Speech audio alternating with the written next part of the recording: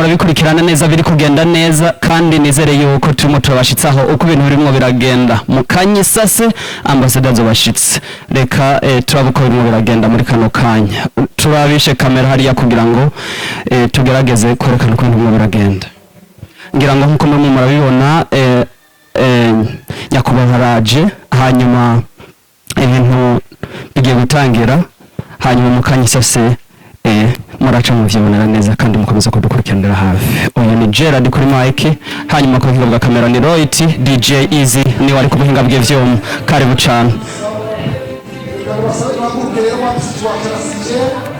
mukomeze kwiratira ijisho no kuraba uko ibintu birimo biragenda mukomeze kwiratira ijisho no kuraba uko ibintu birimo biragenda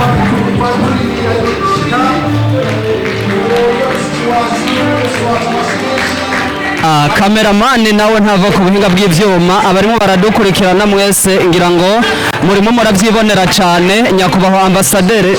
nyakubahwa Ambassadeur yashitse nawe n'uwo agiye kwerekwa ivyicaro hanyuma ibintu bigende neza cyane tukaba dufite abashitsi bacu batandukanye barimo baraza kandi akaba ari nako kanya keza ko kugira ngo tuce tubandanya no gukurikira ku bintu birimo biragenda ku buhinga bwa mic n'ubundi muracari kumwe na Gerard ku buhinga bwa kamera muri kumwe na Loyalty hamwe na Easy kuri live Facebook ni GRGB TV hamwe na YouTube TV izina ni GRGB live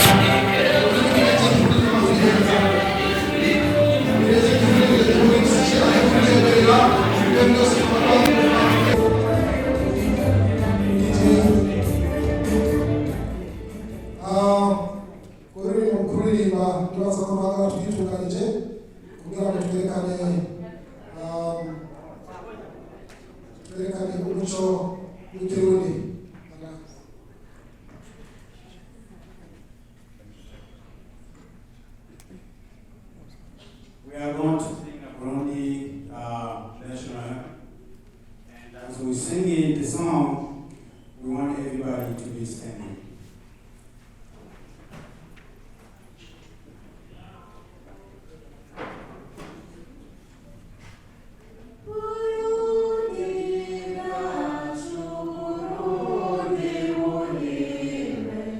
Shiri chumu mashika kali na edo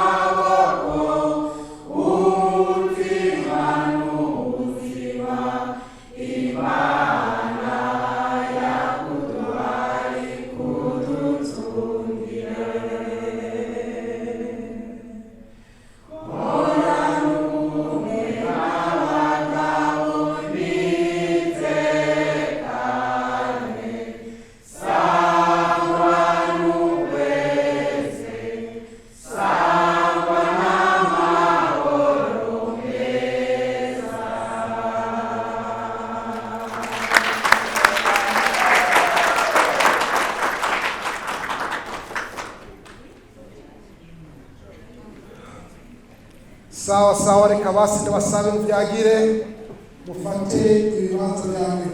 You may see it. Muri uno mwanya umusiki wacu w'iteka amaze gushika, turamubona imbere. At this moment, our guest of honor has already arrived. We see him present. Ibikorwa byacu byo kubitangura. We are going to begin our main event. Reka dusabe umupasiteri Eliakimu Karenzo ashike hano adushire mu maboko y'Imana. We are going to ask the pastor Eliakimu to set us in prayer. Reka tumwongera amashi, tumuha amashi, tumwakira amashi cyane. Pasiteri wacu ashike hano hanyuma aturikize amaboko y'Imana. Hallelujah. Amen. Hallelujah. Amen.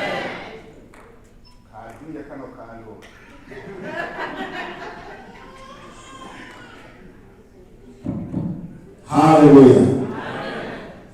Mungu asifiwe.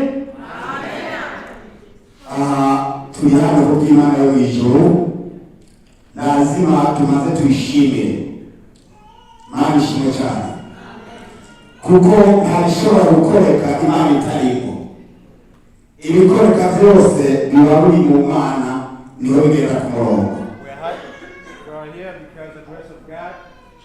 There's nothing we can achieve without God's strength. Kubw'ibyo Imana ishobora. For that, we're going to dusenge Imana. Mana data uri mw'ijuru, Mana y'imbabazi, Mana ugira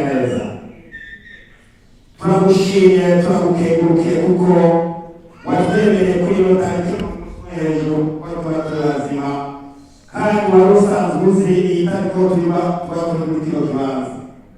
Mu izina ryawe Yesu Kristo wa Nazareti, turakweretse uyu mwanya mwiza.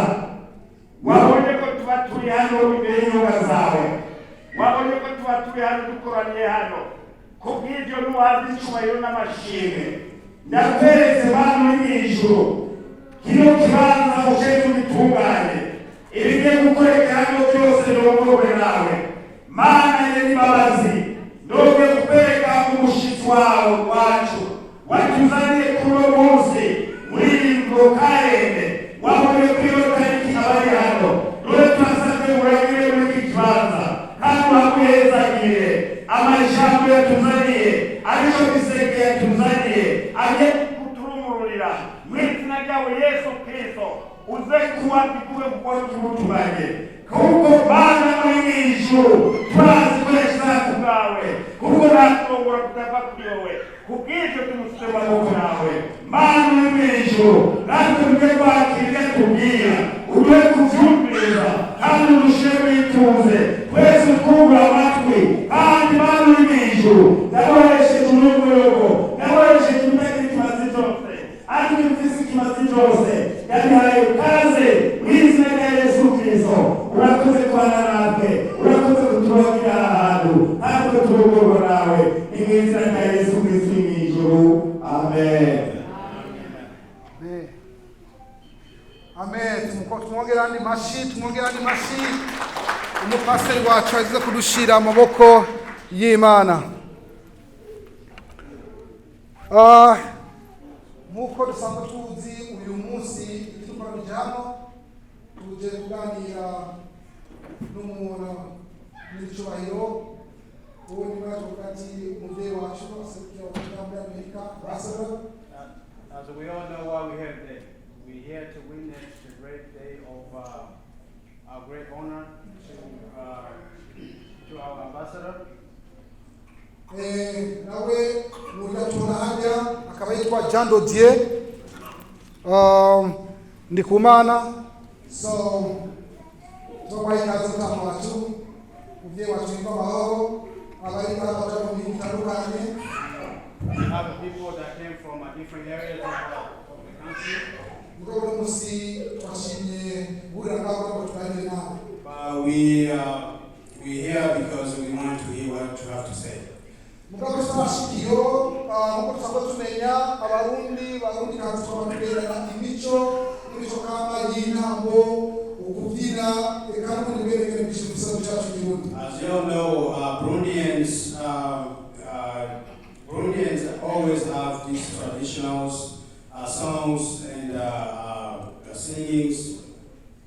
hanyuma muri ibyo byose tukaba twatewe iteka no kuba dufise umugwi witwa Inyambo. Reka tuwikaze ushikano hanyuma ongere uduhe muri rumwe ibisigaye by'abandi.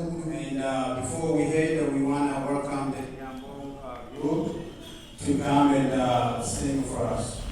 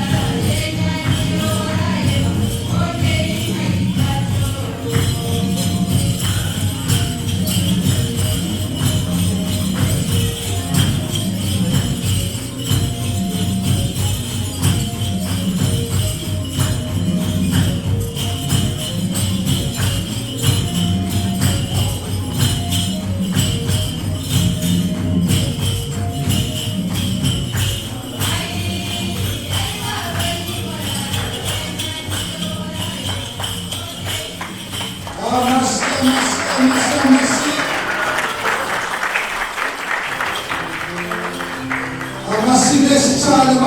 cyane kuri groupe Inyambo. Nkaba numvise yuko iyo ni groupe iba ngaha muri Rock Island. Urumva ibintu abanya Rock Island bafise niyo ntambo ngaha irabazwaho tuyibona mu munsi dushobora kwibona ngaha. Basi tubandanye n'ibindi bikurikira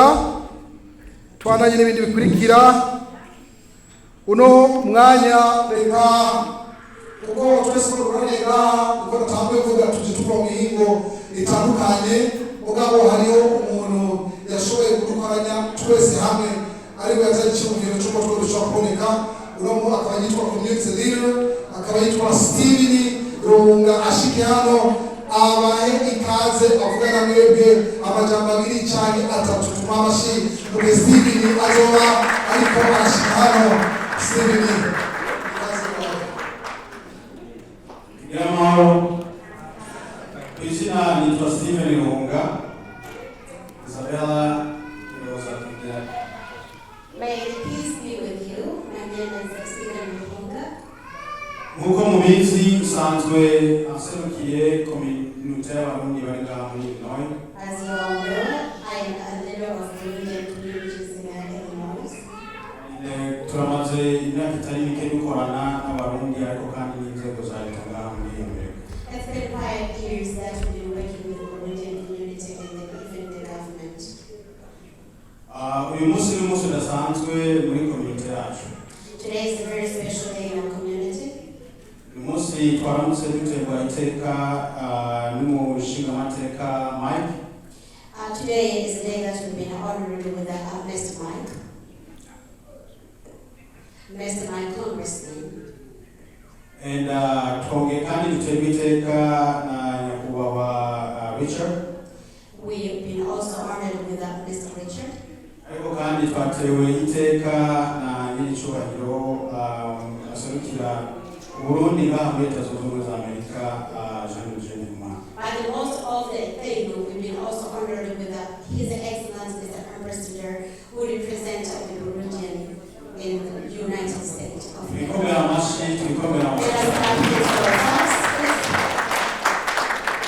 Uyu munsi tugiye kumviriza ikibagenza n'abasaba mutekereze kugira ngo mwumvirize ubutumwa butandukanye uyu munsi. Murakoze. Today we're going to be hearing the main reason that they are here, and I beg you to listen attentively and then to follow what is going to follow. Thank you so much.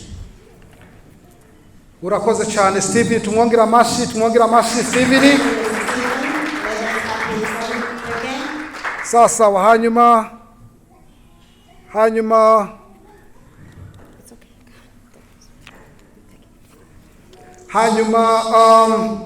unakurikira nuwo mweje kumva Michael Harpin niwe agira hano district congressman representative.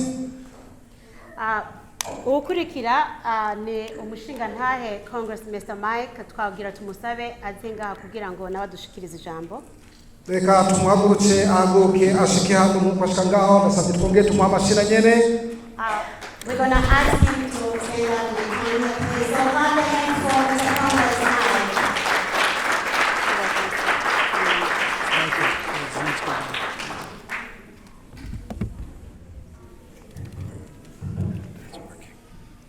Thank you. I appreciate the opportunity to say hello today and welcome you, Mr. Ambassador, to Rock Island, Illinois.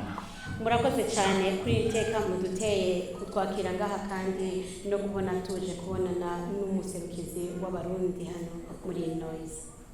My name is Mike Halpin. As was mentioned, I am the state representative for this area, representing all of you in Springfield, Illinois.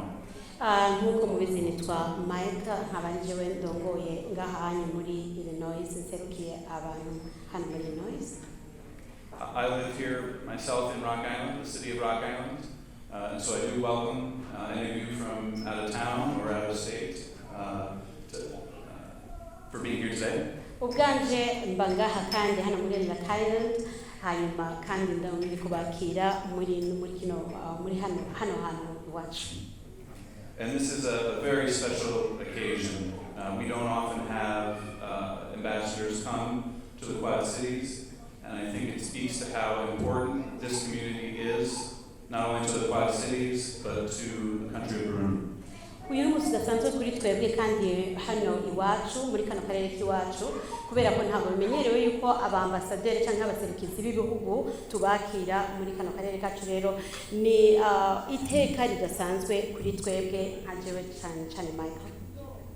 And so I'll say once again, welcome to all of you, Mr. Ambassador, and I hope you enjoy your time here, and that the relationships you form here today will continue on into the future and bring our two countries together.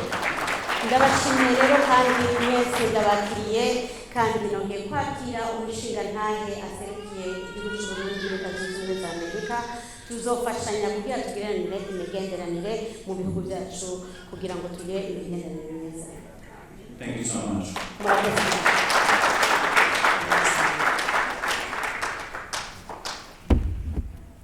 Murakoze cyane, reka twongere tubasabe mwongera amashi cyane. Sawa, ibirori biracabandanya twafise ibindi bintu byinshi biri inyuma. Reka uno mwanya dutange akanya kuri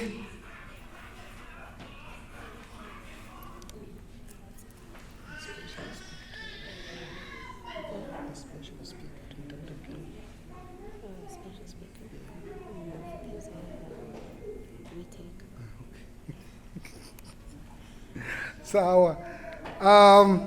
Reka nongere sabe turafise abavugizi batatu mugabo uno mwanya dufise, reka tumaze duhaye akanya umuvugizi umwe wo mu Cyongereza bamwita ngo a special speaker.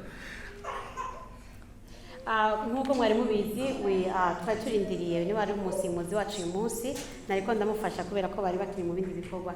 She's our interpreter today and we've been waiting for her because she was busy with something else. You are welcome.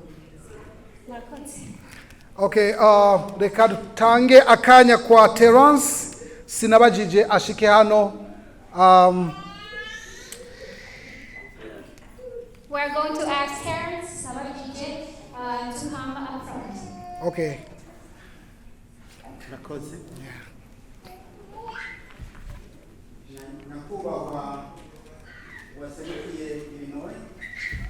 Honor, Illinois representative.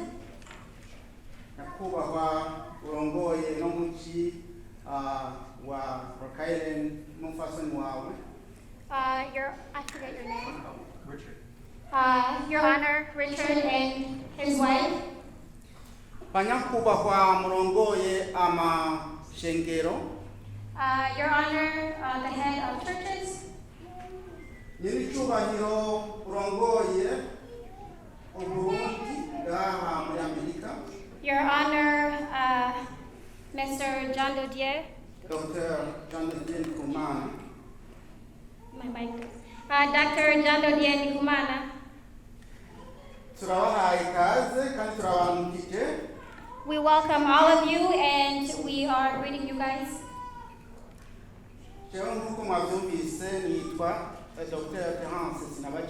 Just like you guys heard, my name is Dr. Terence Sinabajije. And I am a teacher, a professor at Chicago University. Abakandidongoye ishirahamwe ya Katolika rifasha abana bafise ingorane zitandukanye muri Chicago. I am also one of the Catholic church leaders for young children with different problems. Ndingaho kugira ngo ngerageze kubabwira inkuru ntoya ijanye n'ingorane abana bagira cyane cyane bavuye mu bihugu byacu by'u Burundi. I am here to talk about some of the problems that young children face, especially those who are freshly out of Africa, Burundi specifically. Nkuko mubizi mu Burundi sitega kugira ngo umwana aje ku ishure n'igihe ryari itegeko kugira ngo umwana aje ku ishuri. Just like many of you know, it is not a requirement for young children to go to Africa in Burundi. Ariko ngaha muri Amerika ni itegeko kugira ngo umwana aje ku myaka 18 aje ku ishuri. But here in the U.S., it is a requirement for young children to attend school. Kubera mu Burundi atari itegeko kugira ngo umwana aje ku ishuri, abana baza ino batari bakira bagora cyane cyane nk'ababa bataronse uburyo bwo kuja ku ishuri. Because it is not a requirement for young students to go to school in Burundi, when they do come here, it becomes an issue. Kandi ngaha muri Amerika uko mubizi umwana bamushyira mu ishuri bivanye n'imyaka bivanye n'uko angana, kuvuga yuko afite imyaka 15 bamushyira mu mwaka w'icenda cyangwa w'icumi. As you all know, when students go in school here in the U.S., they put them in school, in grade schools, depending according to their age. Muri icyo gihe rero biragora umwana w'umurundi aba ataronse amahirwe yo kuja ku ishuri kuko baca bamushyira muri iryo shure. Just because of that, when the young students come here, it becomes harder for them to go to school because they were not going to school back where they were. Nicyo gituma nagomba mfate n'umwanya nsabe y'icyubahiro abayoboye Uburundi ngaha muri Amerika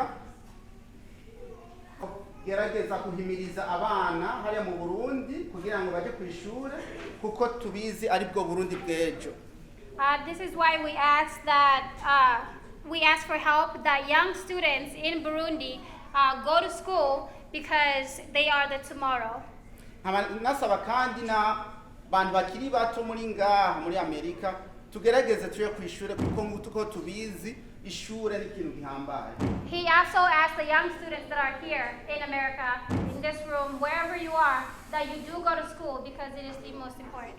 Mukurangiza nashaka ndagushimire n'icyubahiro waje kuturaba kuko ikintu nk'iki ni ikintu gihambaye. To finish this, I would like to thank Your Honor for coming to see us here because this is a very important moment. Murakoze ni haramba Abarundi n'Uburundi. Thank you so much. Andy Mashi. That's what I'm saying here too. Mike mara dutunge mbona umenga ziriko ziragorana gatoya mugabo turakorana kunyene muratwumva binyuma abari mu biga bw'ivyuma ndibaza ariko arabikora hanyuma reka twongeye tugushimire cyane. We are going to thank you again. Terence twongeye tugushimire cyane. Thank you so much again, kuri uwo mwanya ushikirije ijambo nyiricyubahiro for this moment and the words that you have presented to us. Ndibaza n'umuvyeyi wacu n'umusi dufise ibiganiro byinshi cyane tuganira nawe. I believe today we have a lot to discuss with our Your Honor. Ukuza kwiwe mu myaka tumaze muri Amerika ntabwo twabwabibone mugabo uno musi dutewe iteka cyane kuba uri ngaha. For as long as we have been here in the U.S., we have not laid eyes on him, and today we're very blessed to have him here.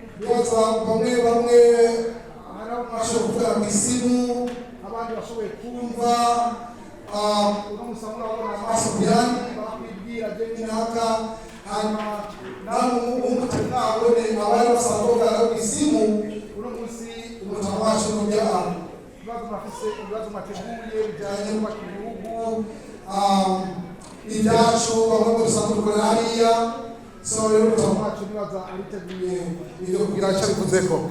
Reka twonge twakire ubundi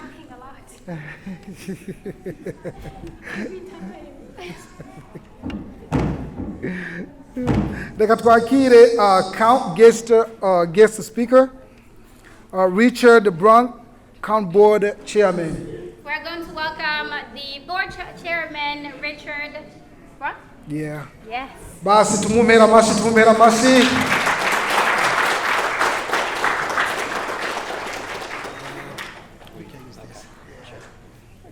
Good afternoon, everyone. We are with him. Again, my name is Richard Kios Brunk, and I am the chairman of the Rock Island County Board. Nitwa Richard, nkaba ndi chairman wo muri Rock Island. For those of you that call our area home, Kuri abo mwitwa Rock Island muhira, I say thank you for bringing more culture and diversity to our communities. ndabashimiye cyane ingene mwese muza ngaha kandi mukaba muri diversity.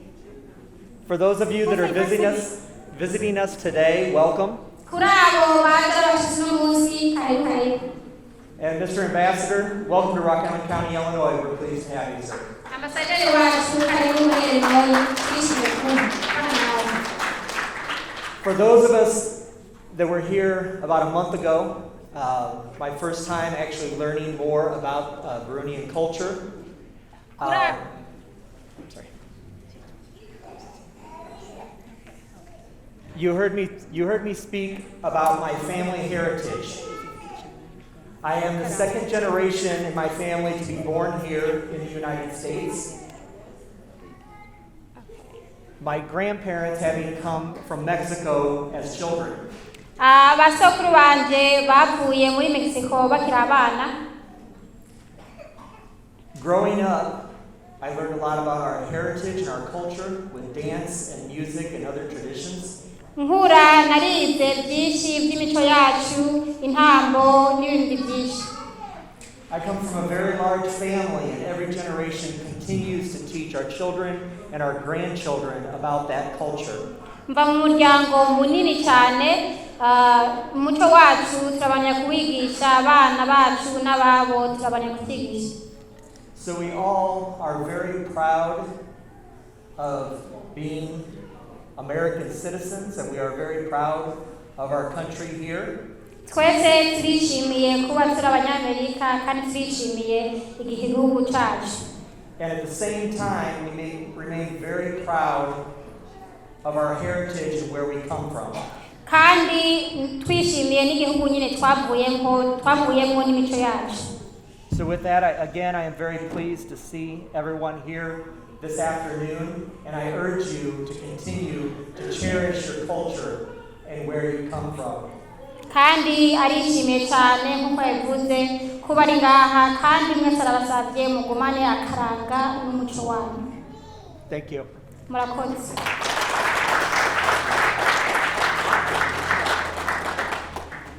Murakoze cyane.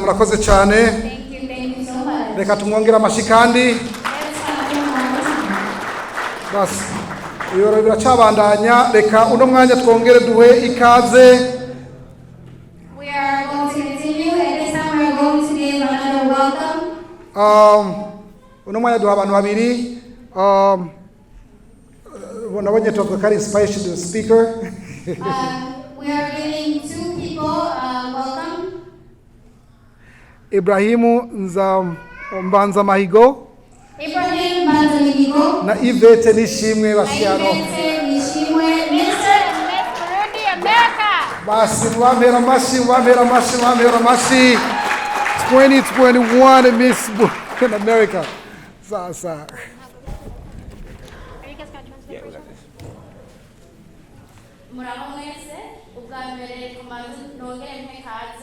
His Excellency Dr. Ndikumana, karibu muri Rock Island. Ku kazina nitwa Yvette Nishimwe, uyu nawe akaba ari nkuko izabara yavuze je yitwa Ambassadeur Ibrahim. Ku bantu bo batuzi twebwe twatsindiye ikamba ya Mr. and Miss Muri America 2021.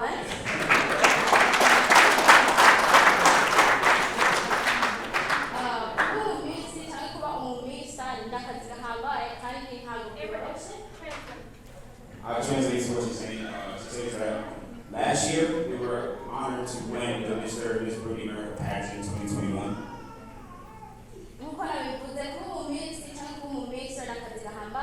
As she mentions that being a Miss or a Mr. Burundi is not an easy job.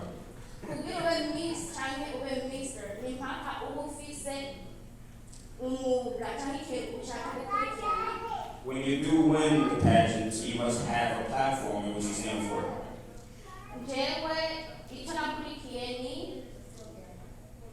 ibibazo ndengamutima canke ingwara z'akabonge mu Congereza babyitwa mental health awareness. And as Ms. Bruni herself says, our platform was mental health awareness. Jewe nshaka abana b'abarundi ko dutera imbere kuko nk'uko mwabivuze Dr. Professor Terence nitwewe kazoza k'abarundi nitwewe kazoza kejo. And as Dr. Terence mentioned, that we, the children, the youth, we are the future of tomorrow. And with her platform, her dream is to make sure that every child is heard and every youth is heard and their voice is put out there on the platform. And as a result of the platform, she was honored enough to be on the platform. All right, my turn. I will start by saying thank you so much for His Excellency, the Ambassador, for being here. And I would like to add that usually I'm like the guest of the room, but today I'm overshadowed by His Excellency, the Ambassador. So my name is Bamwakiriye, and I am Mr. Burundi.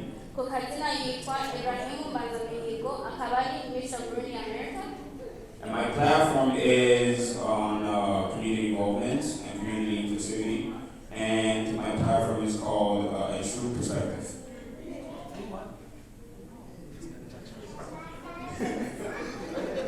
So the platform is really for A True Perspective, and the platform it's all about having community inclusivity and community dialogue.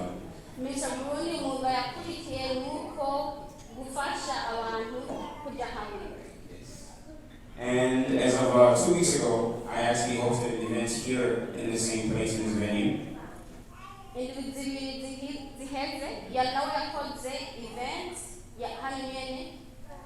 Kwanza hii anatumia kurudi Burundi kwanza, sivyo?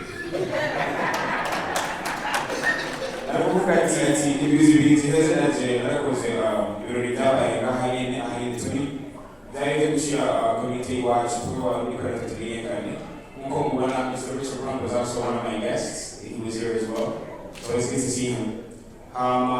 Platform yanje ijanye no gushira tuga Burundi bwacu kuba nikorera tugiye kandi so ibizi aje nakoze ibirori mfata ababyeyi baba muri community wacu nabayo kaze nkuko nyene duce nyakubahwa wacu bwa His Excellency the Ambassador. So I invited all those people na bene baronka kumenya abarundi bacu sinki pertunyane dushobora kuba bacu on the map.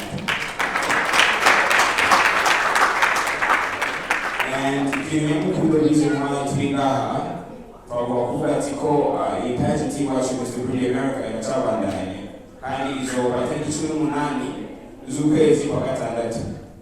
So, and let me say that as well. The pageant will be taking place on June 18th of this year, that will be pageant, and that's where we will be giving our crowns, because we have been in this roles for almost a year now. Yep. So with that being said, I thank all of you guys for being here, and most definitely I am honored, we are honored to have His Excellency to be our presence. Because my budget was 6 years ago that I will get a chance to work in Ambassadeur Ukuntu. I never imagined that. So when you are in his presence and getting to speak to him, to me it's an honor. I'm very much honored Your Excellency. So pretty much kwa sababu ya tiko mwanae kufasha tuwe kubarukwani. See, and I also tell the team message to His Excellency as well to make sure that we support one another. Kubiga tubanaye tubeka n'utwe abarundi ko dufise akarangamuntu wacu ko dufise ubucuti wacu bareke n'abazungu bonyene bose bari babimenye ati kuma tubasaba tubatumiye ko tariki 18 z'ukwezi kwa gatandatu muzoze mufashe amaboko kuri the Mr. and Miss America pageant 2021, but this year will be 2022, and we welcome all of you. And once again, Your Excellency, we are honored to have you as our guest. Thank you. Thank you so much for being here.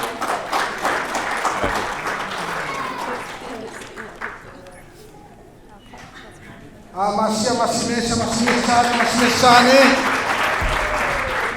Ibrahim na Yvette turabashimiye cyane ubutumire nubwo mwabwumvise tariki 18 kwa gatandatu nibo bazafise ngaha iyi event ndibaza bari muri kibanza nyene mva muri St. Louis ndibaza ko nzashika They say thank you so much, Abraham and Yvette, for your awesome words. Just like they say, everybody else heard you guys. For those who didn't, June 18th of this year, 2022, there will be another running in the Metro and Next Burundi America pageant. So we ask that you all come and support us and be there for the youth, because we are doing great things and they are trying to make a better tomorrow for all of us. Thank you. Sawa, ubu naho reka tukiongere indi group igira kabiri. Now we are going to welcome another group. Reka dusabe duhe ikibanza igroupe yitwa Iwacu Club. We are going to give space to a group called Iwacu Club. Basi ubu ni umwanya wabo, reka tuhaye akanya nabo bashikane imbere batwereke ubundi muco mu mico dufise mu gihugu cy'u Burundi. We ask them that they come up front and show us more of the culture that we have in Burundi.